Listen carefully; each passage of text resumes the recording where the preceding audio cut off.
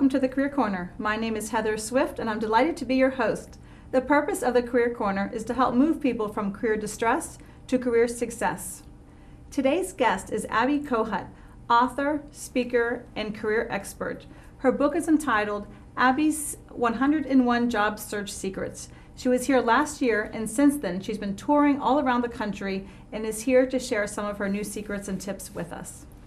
Abby, welcome back to the Career Corner. Thank you so much for having me. You are my first repeat guest. Well, that's great. We're making history. You're so welcome. So I remember when your book came out, and that was literally right when it was hitting the presses and launching. What have you noticed since a year ago when we met and we were looking at a really bad economy, still recovering, but what are you finding with the applicants you're meeting and working with and who you're speaking to? Well, I'm definitely finding that the market has improved a ton. There are a ton more opportunities out there and people are landing. I'm getting notices every couple of weeks. Dear Absolutely Abby, I landed. I finally got my job. Yeah, and it's really exciting to see that. So definitely more landings, more opportunities. It's getting better. And is that more of a sign that the bleeding of the organizations have stopped and they're reevaluating, oops, we may have cut too deep? Yes, I would say that's probably what it is. In fact, exactly that's what it is. Yeah. Too bad they can't have the perfect calculation going into this. It's just such a hard, I think, thing for them to realize how much or how little when numbers aren't being met and things like that. Exactly. So what are some of the audiences you've been speaking to? I've been speaking all over New Jersey, New York, Connecticut, Pennsylvania. I've spoken at schools. I actually traveled out to California, spoke at a couple of libraries out there, and met all sorts of people. I meet people from entry level all the way up to C-level, and everyone similarly has, I guess everyone has similar problems. What are the main ones that you're finding? Well, it's all about they're all in the black hole. So their resume goes out there, they never hear anything, and they know they're qualified, and I tell them, you know what, you are fabulous candidates, every single one of you. I believe everyone that's watching this show is a fabulous candidate, and I haven't even met them. But the issue is getting somebody to notice you, and that's really what happens is people get stuck in that black hole because they send a resume into Monster, and it's just sort of sitting there. And the people that are landing are actually doing things differently and getting out of the black hole.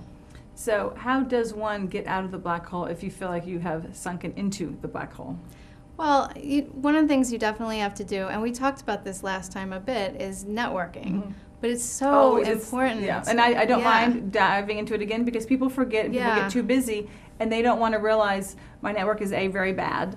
It's old, meaning it's stale, and how to refreshen it and what kind of groups to join and how to do that. Yeah, and you definitely want to join industry groups. So if, let's say you are a nurse, you want to go to nursing networking events. If you're in human resources, you want to go to HR networking events. Whether they're job-seeking events or just industry events, conferences, anywhere where you can find people that are of the same ilk. Because those people are the people you can network with and can teach you what to do to get into their companies or can give you advice or hook you up with certain headhunters that they're using. So you want to be networking with anybody and everybody that you can that's related to your industry. I had lunch not that long ago with an executive from an entertainment company at one of the head divisions, and he wants to start looking for a new job. And I said, well, how is your network? And he was like, I haven't looked for a job in probably over 15 years, and he didn't really have one. And he's not affiliated with any media organizations or entertainment. And we're in New York City area. I mean, there's multiple in the New Jersey, New York area. So that was his one homework assignment. The other one was for him to join a board or non-for-profit to support and do some volunteer work. I said, other people will be there to also expand your network. So he agreed. And he thought, because again, he has a family, he has a home, he has his career, and he's so busy just living his life to look up and say, who would I like to be meeting now that I don't really need at the moment, but will really want to have connections to be able to give and receive and expand that. And a friend of mine talks about this as networking is not just for not working. Yes. And it's because it's really, the time to build your network is not when you need your network. The time to build it is when you're working. So if there is anybody out there that is still currently working, now, build your network now, because the only thing that's permanent is your network. It's true. Even the job. If you get the next job, 3 years from now, you could be in the same exact position. And if you have your network with you, you'll be fine. It's true. And to keep staying in touch with people holidays occasionally throughout the year. Just even put A it on your little calendar, email, right? right. Just thought Know about their you. birthday, keep track of their birthday in Plaxo or something like that, mhm. and send them a little happy birthday. You can find People their love birthday that. on Facebook. And LinkedIn. It has LinkedIn, birthdays, yep. which is nice. I got Yes, some yes. birthday wishes this year. I was like, oh, even Yeah. from LinkedIn. Who Yeah, knew? me too, me too. Birthdays have never been as much fun to have since social media, I'm right? telling you, now I used to go home at night and wait for those phone calls in the evenings from all my friends, and now I just wait to wake up so I can get all my happy birthdays Yeah, from on Facebook. Yeah, it's true. It also helps you keep track of who's celebrating what, which Yeah, has been very. exactly. So there's no excuses with all No, of this. not anymore. For that. One little cheat and nicety I always thought worked well was when you see articles or think of who would appreciate this, and just send it off quickly, or Yep. snail mail it if you actually have time to cut something out of the Times or Definitely. a trade journal or something, because people think about that, and even after the interview, but even in networking and in meetings. Or I knew you have kids Yep. with this interest in soccer or whatever. There's an article on soccer coaches or anything that keeps that connection going. I think is very Definitely. important. Or if you see an event that you think they would want to go to, Okay, you yeah. shoot them that and say, hey, maybe you want to go to that event with me, or maybe you just want to go. But Yeah. If yeah, you that's really don't really like good. me, you can go by yourself, but Right. maybe we go together. Right. Now, you mentioned that people this year are doing more things differently that are landing, and because people aren't doing certain things, they're still finding more of a struggle. Can you point out what some of the things besides networking or how people are doing things a little differently now? Well, this is a really basic thing, and it's in my book, but I think it's worth mentioning anyway because Please. most people do not do it well, and that is keywords. Because what used to happen, Keywords. right, what used to happen as a recruiter, which I still am, still do lots of that, Your is past we life would- and current life. Yes, and Yeah. what would happen is we would get resumes in piles, in the fax and in the mail, and we would just look through it with our eyes, so it was just eyes picking you and deciding who to bring in. But once the computers took over, which is what has happened, the computers are finding you, not humans. Okay. And so the only way to be found is to use the right keywords. So you need to put keywords on your resume, you need to put keywords on your LinkedIn profile, on your Facebook profile, in your Twitter profile, anywhere you can think of to put keywords so that when recruiters like me are looking for you, we can find you very easily. So what would be some obvious keywords for media entertainment? How would those be different than finance? Or are we looking Yeah. for words like I reduced costs by 50%, No, no. or those aren't keywords? No, but what are the this keywords is you're the thinking best of? way to come up with the keywords for your particular profession is to look at the ads that you're applying for. So if you're in the entertainment industry, look at the ads. Look at the job descriptions in the ads and pick out the words from the ads and keep adding them to your resume until your resume is covered in keywords. Okay. Because as a recruiter, when someone gives me a rec to fill, I actually use those keywords to find you. Okay. I pick them right out of the job rec. So if you pick them right out and stick them on your resume, you can be sure I'm going to find you. So you just keep Okay. adding more and more keywords Like to your Cabana resume. Boy needed 6'3". Exactly. Tan. Perfectly. Okay, Perfectly so that great he'd pop right example. up. And all the hotels Great would be really example, happy. right. Okay. Yeah, we run across that one a lot, I think, recruiters. Absolutely. There's really a shortage. It's so sad. So when people are finally getting the keywords and they're getting that first phone call, how long are we seeing that process still taking? It's still taking a while, depending on the size of the company. The smaller companies are more nimble and they can get it done really quickly, but the larger companies are still putting you through many, many interviews. And that's because there's so many people out there. Yeah, so it's still a buyer's market, Yeah, clearly. totally. Tons of people out there, and they have to weed through the people that are not qualified because so many people are applying. So they're doing way more phone screens than they used to, and everybody's applying from like high level, all the levels are applying for positions that they're Multiple not jobs. necessarily Okay. qualified for anymore. So you have to go through a lot of that.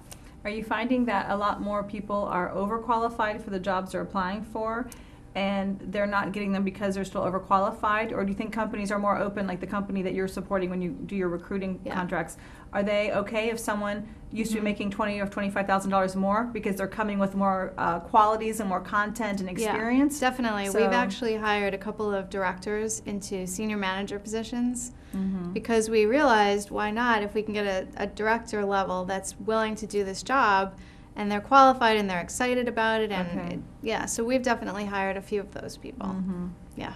Yeah, because I know before a year ago, and still I think we're having that problem where everyone's taking jobs a rung down, which has really led the college students and the high schoolers having trouble filling Exactly. the average job where maybe we could Exactly. have got it so easily, even Yeah. getting into grocery markets or servers, waiters, Yeah. things like that. Well, the thing is, if you are overqualified, or if you believe you're overqualified, if you're applying for a level down, definitely you want to write a good cover letter to explain why you would be willing to take that step backwards. I'm desperate and I need to pay my bills. Yeah, doesn't don't say qualify. that. And don't act that way on the interview. Yeah. I had somebody actually say to me, as a joke, please help me get off of unemployment. As a joke on the phone interview, but that just sets a precedent that you're desperate. Yeah. And that's not going to come across well to a company. Which is wild because that is probably the truth for many people. Of course, it's the but truth for you probably don't everybody. need to but put that out there. You don't want to say it. You want to act as Yeah. if this exact job is what you have been waiting all your life for, and you need to prove that to me on the phone interview. Yeah. And it's so much the energy that you do put across.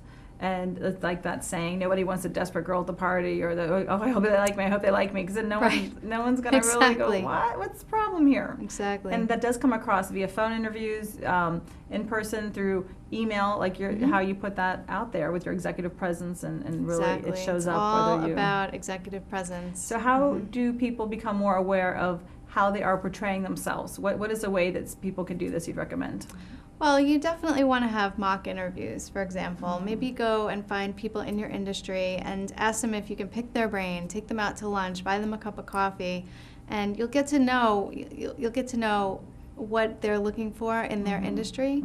You can also meet with some of your job buddy friends, and sit down over a cup of coffee and kind of ask each other, how do I look? That sort of thing. And of course, the best thing you can do is find a career coach out there, because there are people out there that really want to help you and can take your career to a completely different level and help you negotiate even higher salaries, and that's really the best thing to do if you can. I think with the honest feedback is important, and you can't always get that from families and your best friends, but maybe like you said, someone in the industry you felt comfortable with, you've had a working relationship, even in the past, yes, right? And a former mentor, boss. that's perfect, a mentor. Former a trusting boss, yeah, that's a great person. You can call them and say, hey, when I was working with you, what were my strengths, what were my weaknesses, what do you think I need to do on an interview? And once they tell you, don't be mad at them. No. Be open to it and say, okay, I appreciate your interpretation. You can wait and say, is this valid?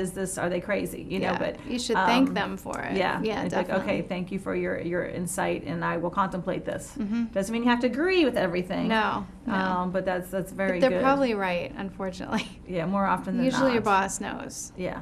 I think they usually know. If most people really think about it, we are usually fairly good at knowing what our shortcomings are. We just don't want to admit them.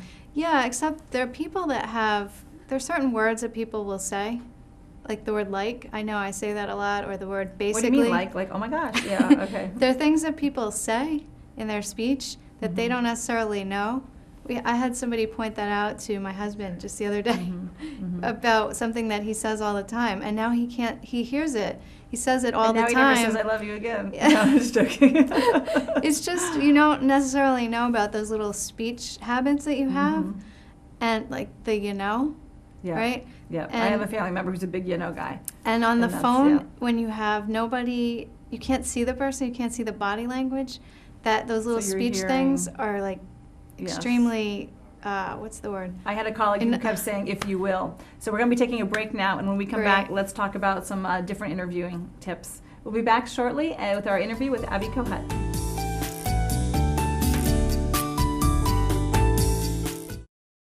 Is your home in foreclosure? During the current financial crisis, as many as 60,000 New Jersey homeowners will go through foreclosure. If you need help, now it's time to get connected to the new statewide foreclosure mediation program. Housing counselors and mortgage mediators are available to help work out a payment you can afford with your lender. I met with the housing counselor and they helped me save my home. They can help you too.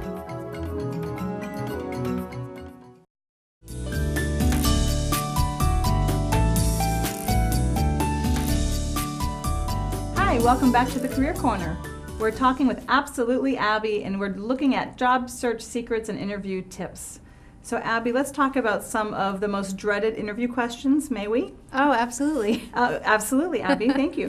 One of them I think that always comes up that I have heard and from personal experience of not knowing how much to give in which direction is when someone says, tell me about your strengths, that's easy, but the weakness question, what are your weaknesses? How are you coaching people around that? Well, most people are terrified to tell me their weaknesses. And the thing is, nobody's perfect.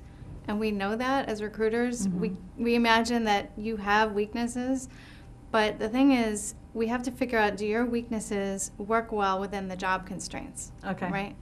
So one of the things, here's a good example of what you might say. So you could say, my weakness is that I'm a perfectionist. And the normal thing with that is that seems like a strength. But for me, it's a weakness because as a perfectionist, I can't finish projects easily because I always want to make them perfect. So what I need you to do, boss, is I need you to give me deadlines. And if you give me deadlines, you'll be sure that I'll finish the project. So what you do is you take your weakness and you're not turning it into a strength because that makes us think like, oh, I just work too hard. Right, or my work ethic is way too strong, or I I'm can't here say no. too early every right. day and too late Right, every I evening. can't say no. Those are the kinds of things that we're just like, They will, Yeah, they no. see right through them, clearly. right. So, So then we go and we ask for another one until we get one that we actually believe is true. But if you can come up with something that is an actual weakness and tell us how you overcome your weakness or how you're working to fix it, that is the perfect answer, and no one knows how to do that. Yeah. and how can you get better at that?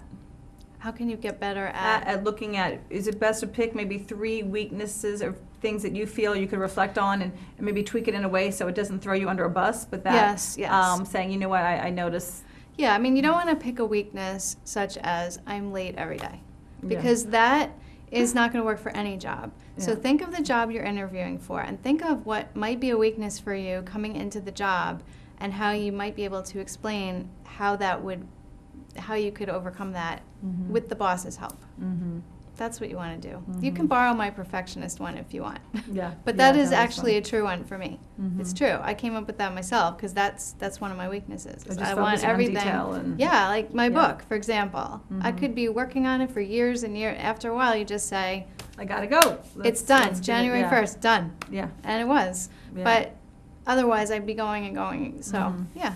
You keep delaying So it's it. a weakness, but it can also be seen as a strength. Now, you have this very sweet book here, and it is Absolutely Abby's Top 12 Interview Questions Exposed. Ta-da! Yep. Ta-da! Thank you, thank you. And there's a lot of really great questions in here. One of them was, tell me about your least favorite manager. How do you step that? That's because a tricky you don't want to one. be too negative about. Yeah, you have to be a little bit careful with that one. You don't want to say, oh, my manager yelled at me all of the time. You want to kind of say, well, my least favorite manager, and you give an example of something that wasn't all that bad. And tell us why you learned from that manager, what you learned about yourself, what you learned about that person, what you learned about how to be a better manager yourself. Or different working styles that were just. Yeah. Yeah. Yeah. Hopefully you don't have one that, when you think of the answer to that, don't think of actually your least favorite. Think of maybe one that wasn't, you don't want to talk about the one that was belligerent, it was yelling at you all the time. The micromanager and- that demeaned you and made you feel like you're 5 years Yeah, old. you really don't want to pick that person. Just pick somebody else. Okay. Yeah. I mean, these are all questions that we're trying to get you to tell us Yeah. these things. And Yeah. please don't tell us these things. Tell Yeah. us. That's why I'm absolutely Abby. I'm giving you the inside secrets. Yeah, about- so tell us a little bit, but not the full, Right. not the full Monty here, just half Right. Monty. Is that like Pretty much. That's the idea. Another one is, why do you want this position? And most people have no idea how to answer that. And that seemed like an obvious one. Well, I really want the job. I've always loved advertising. I mean, so. Right. You have to do tons of research about the company, about the job, about the industry, and know those answers before you walk in the door, because that is what the interview is all about. I want to hire someone who wants the job, who is like totally can't wait to come to work on the first day. That's the person I want in the chair. And I don't care whether they're 100% qualified. If they're like 75% qualified but totally passionate and I think they're going to be a great worker, that's the person I want. So you need to be able to nail that question. It's got to be about the company, the industry, the profession, that job.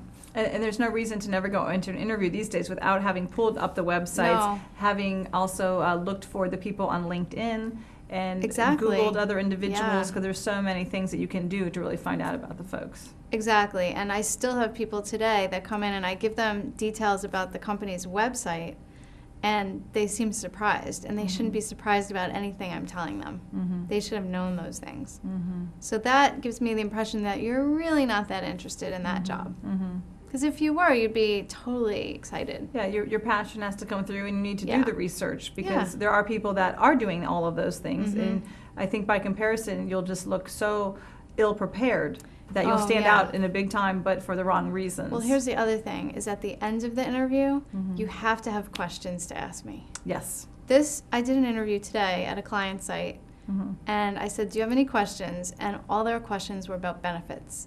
Oh, no. Benefits, How much vacation time. When do I get promoted? It's so not about the benefits. It's not about the salary. It's not about the benefits. It's about the career. It's about the opportunity. And you need to stress to me how much you really want this career opportunity. So you need to ask me questions about the company, about the industry, about the manager, about the culture.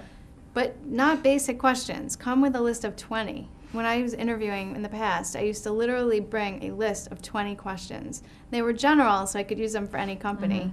But you want to bring a list of 20 questions so that if I cover any of those in the interview, you'll still have 5 left. Top of mind for that. Yeah. I had lunch with an HR woman months ago who was so bad at that. And she said, I hate when they ask me information questions. And I said, well, there are so many that you can actually think of top of mind. I said, I don't even know what job you'd be applying for. Here are my top questions. What has kept you here instead of the competition? You know, what is the new corporate direction into the new year? What are the new initiatives for your department? What are the challenges you see facing our industry? I mean, I said, I don't even know what you're interviewing for, and I have all these questions. It doesn't for matter, you. right? Those but are the kinds on my list. Had to get comfortable with having them, and I said, you can never just say no, and even after the 8th interview, and you know everything about the organization, you can still ask for the individual experience. What have you found, you know, what keeps you here? Right. What do you love most about the organization? What does success look like in my first 3 months? Yeah, there's some great questions you can ask, but you have to come with a list, and no one does that.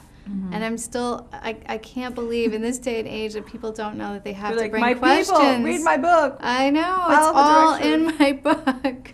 So you mentioned to me before when we were chatting that people are using YouTube in interesting ways. Can you please talk to that? Because I thought this was kind of fascinating. Yeah, sure. Well, I have people on my calls. I have career wake-up calls. And what is that exactly? So you well, my career wake-up call, it's every couple of weeks, and I get on and I answer questions from job seekers, and you can sign up at careerwakeupcalls.com. And it's for the low price of? $0. How about that? It's free. It's free. That's great. Yeah. So on those calls, I talk about all kinds of things, but one of the things that I talk about is doing things outside the box. And on YouTube, you can go on there and do like a top 10 reasons to hire Absolutely Abby. And then you can take that video and you just do it with a regular camera, upload it to YouTube, and you can take your YouTube video, put it on YouTube, but you can also put it on your LinkedIn profile. Oh, oh, clever. Under SlideShare, if anybody's really good. Okay. So there's that. You can do that. You can also do a video resume where you're just sort of talking about yourself.